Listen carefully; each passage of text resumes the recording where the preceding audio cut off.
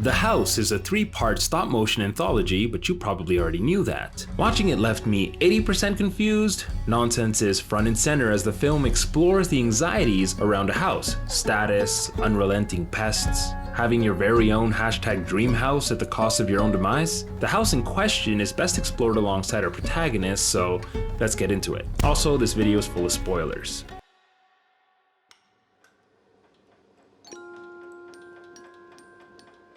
Enter the twisting corridors and spying hallways of the Van Schoonbeek house, and simply allow the claustrophobia to set in. Part 1 features the house as a sort of creature that feeds you and then eats you alive. Aptly named and heard within Elias Spun, the house is Van Schoonbeek's promise of status, the bait used to ensnare Mabel's family. The story follows Mabel as she navigates the ever-changing home, analogous to the deteriorating state of her parents. Demolished staircases, zombified workers, and whatever that was. Van Schoonbeek is an artist, and so the house is never meant to make any sense. It's only meant to be experienced, something that all 3 protagonists do in their own unique ways.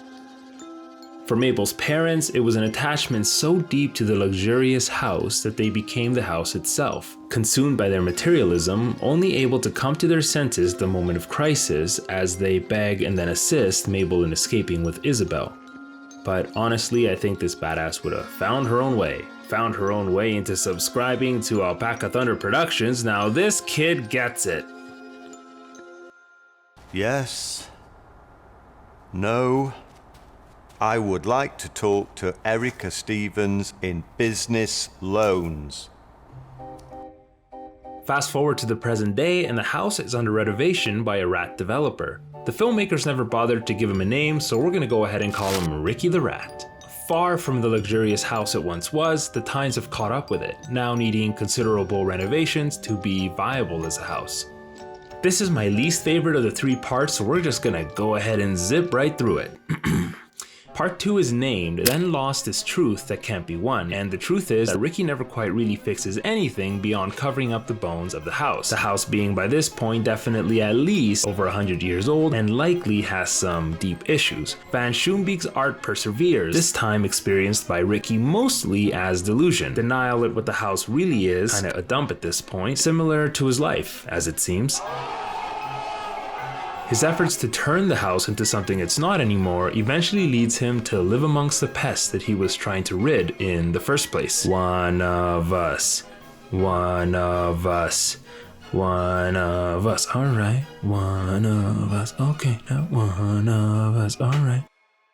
You have to nourish the soul of the house to unleash its potential. Right! Enliven its chakra.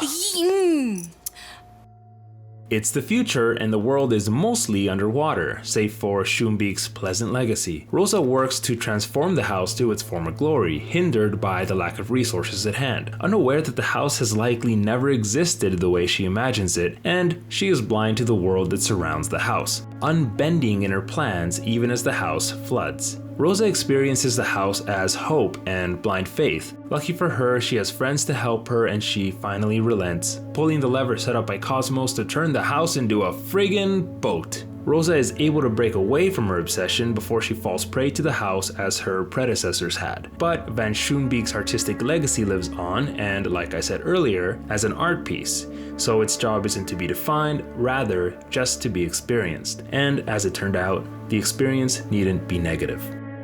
All of this is just drawn out analysis. At its core, the film is best explained in the end credits singing, "What's the difference between a house and a home? A home is a place where you never feel alone, but a house is just a collection of bricks." The house is weird, but it's the right kind of weird. It's thought-provoking, it's creepy, it's encouraging, it's art. Let me know in the comments what you guys thought of the movie. I hope you liked the video, and if you feel up to it, please consider subscribing. It really helps us out. And with that, take care, guys. City of stars.